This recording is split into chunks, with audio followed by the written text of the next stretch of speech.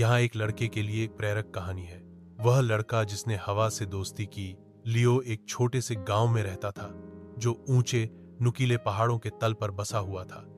अपनी खिड़की से वह उन्हें देख सकता था, बादलों तक खोदते हुए, और हर दिन वह उनके सबसे ऊंचे शिखर तक पहुंचने का सपना देखता था। हालांकि ग्रामीणों ने हमेशा उसे बताया कि यह असंभव है। ऊपर की हवा बहुत तेज है लियो, वे कहते थे। यह मैं तुम्हें सीधा धक्का दे दूंगा। लियो एक छोटा लड़का था और वह खुद हवा से थोड़ा डरता था। जब यह गांव से होकर गुजरती थी, खिड़कियां हिलाती और पत्तियां सरसराती थी, तो वह अक्सर अपना कंबल कसकर खींच लेता था।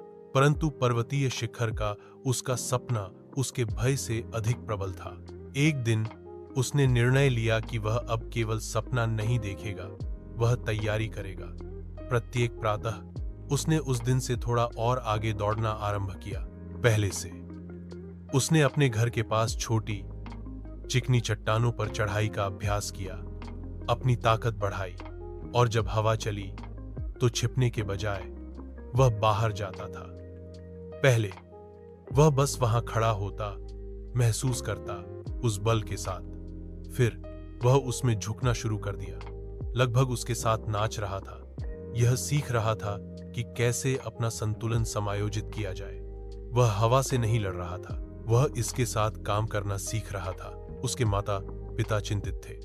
लियो, क्यों, क्या तुम यह कर रहे हो? यह बहुत खतरनाक है। लेकिन लियो केवल मुस्कुराया। मैं हवा से लड़ने नहीं जा रहा हूं मां, मैं इससे दोस्ती करने जा रहा हूं। जब उसने खुद को तैयार महसूस किया, कुछ साल बाद लियो ने एक छोटा बैग पैक किया और चल पड़ा। नीचे की ढलानें आसान थीं, लेकिन जैसे ही वह ऊपर चढ़ा, हवा तेज हो गई, ठीक वैसे ही जैसे ग्रामीणों ने चेतावनी दी थी। इसने उसके कपड़ों को खींचा, उसके कानों में शंकाएं फुसफुसाईं और उसे वापस धकेलने की कोशिश की। परंतु लियो ने अपने प्रशिक्षण को याद किया।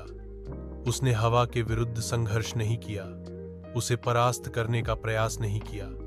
इसके बजाय उसने अपने शरीर को कोण दिया, उसके झोंकों में झुक गया और आगे बढ़ने में उसकी शक्ति का उपयोग किया, लगभग एक नाविक पाल का उपयोग कर रहा है। जब एक तेज आंधी आई तो वह जल्दी से एक स्थिर पैर जमा लेता, हवा को गुजरने देता और फिर जारी रखता। वह हवा के साथ चला, उसके विरुद्ध नहीं। घंटे दिन में बदल गए और हवा पतली और ठंडी हवा।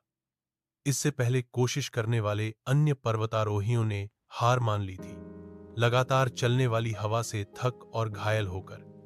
लेकिन लियो ने हवा के साथ काम करना सीखकर अपनी ऊर्जा को संरक्षित किया। अंत में, जैसे ही जब सूरज क्षितिज से नीचे डूबने लगा और आकाश को आग के रंगों से रंगने लगा, लियो चोटी पर पहुंच गया। दृश्य लुभावना था। वह नीचे अपना छोटा सा गांव, घुमावदार नदी और विशाल दुनिया को देख सकता था। बाहर की ओर चीख रहा था, और हवा, वह अभी भी वहां थी, तेज और जंगली। लेकिन लियो के लिए यह अलग लग रही थी।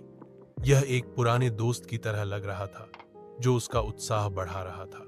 लियो ने उस दिन सीखा कि कभी कभी सबसे बड़ा अवरोध, बाधाएं आपको रोकने के लिए नहीं है, बल्कि आपको सिखाने के लिए है।